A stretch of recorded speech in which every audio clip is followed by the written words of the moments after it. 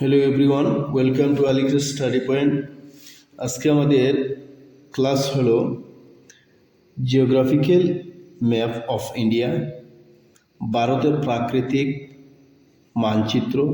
প্রাকৃতিকভাবে যে ভারত কয় ভাগে ভাগ করা হয়েছে, ভারতের কোন জায়গায় কী আছে বা কোন ভৌগোলিক দিক দিয়ে কোন জায়গার মাটি কীরকম, কোন জায়গায় পাহাড় আছে, কোন জায়গায় সমতল ভূমি মালভূমি আছে, আজকে একটু পরিচয় করে দিব। এখানে দেখতে পাচ্ছ, এখানে যেটি হলো ভারতের হিমালয়, উত্তর দিকে হিমালয় পর্বত, এখান থেকে হিমালয়ের উৎপত্তি হয়েছে, এখানে হয়ে অরুণাচল প্রদেশে এসে সমাপ্ত হয়েছে। বিভিন্ন জায়গায় হিমালয় পর্বতের বিভিন্ন জায়গায় বিভিন্ন পাস আছে, এই পাসগুলো বিভিন্ন জায়গায় বিভিন্ন নাম আছে। পীরপাঞ্জাল পাস যেটি এখানে দেখতে পাওয়া যাচ্ছে, যেটি জম্মু কাশ্মীরে আছে, যেটি বারালাসা পাস যেটি হিমাচল প্রদেশ, নাতুলা পাস সিকিম, বমডিলা পাস অরুণাচল প্রদেশ, এরকম পাস আছে। এই যে জায়গার মধ্যে বিভিন্ন গিরিপথ আছে, গিরিপথ অর্থাৎ পাহাড়ের মধ্যে ছোট ছোট রাস্তা আছে, এইগুলোকে গিরিপথ বলা হয়। এই হলো। আর ঠিক উত্তর দিকে এইটা হলো আফগানিস্তান, যেটি জম্মু কাশ্মীরের সাথে বর্ডার করেছে। এটা হলো পাকিস্তান, যেটি পাঞ্জাব, হরিয়ানা এবং রাজস্থানের সাথে বর্ডার করেছে। এটা হলো গুজরাট।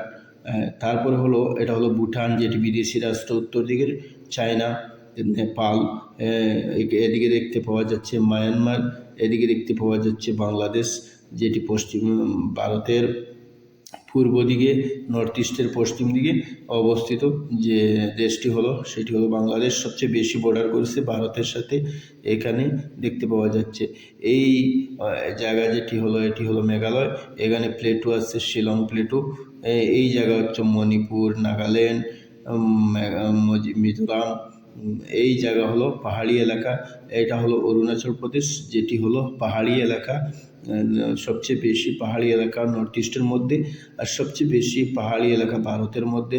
সবচেয়ে ফরেস্ট এলাকা হলো মধ্যপ্রদেশ, এটা হলো মধ্যপ্রদেশ। এটা হলো উত্তরপ্রদেশ, এটা হলো রাজস্থান, যেটা থর ডেজার্ট এখানে অবস্থিত, থর ডেজার্ট। এটা হলো গুজরাট, সবচেয়ে বেশি কোস্টাল এরিয়া কভার করেছে। এই জায়গা হলো কোস্টাল এরিয়া, এই জায়গাটা হলো কোস্টাল এরিয়া। এই এখান থেকে এখান পর্যন্ত প্রায় 13টি স্টেট যেগুলো কোস্টাল এরিয়ার মধ্যে পড়েছে। কোস্টাল অর্থাৎ সাগর সমুদ্রের মধ্যে সীমান্ত করেছে। এটা হলো লাক্ষাদ্বীপ আইল্যান্ড, যেটি স্টেট। এর ফলে আন্দামান নিকোবর যে এখানে পড়েছে, বে অফ বেঙ্গলের মধ্যে আন্দামান নিকোবর পড়েছে, এবং আরবিয়ান সির মধ্যে লাক্ষাদ্বীপ পড়েছে। এটা হলো ইন্ডিয়ান ওশিয়ান, যেটি ভারতের ঠিক দক্ষিণ দিকে পড়েছে। এটা হলো শ্রীলঙ্কা। এই শ্রীলঙ্কা, এখানে ভারত এবং শ্রীলঙ্কার মধ্যে যে জায়গাটি, এই জায়গাকে পাল স্টেজ বলা হয়, যাকে প্রণালী বলা হয়।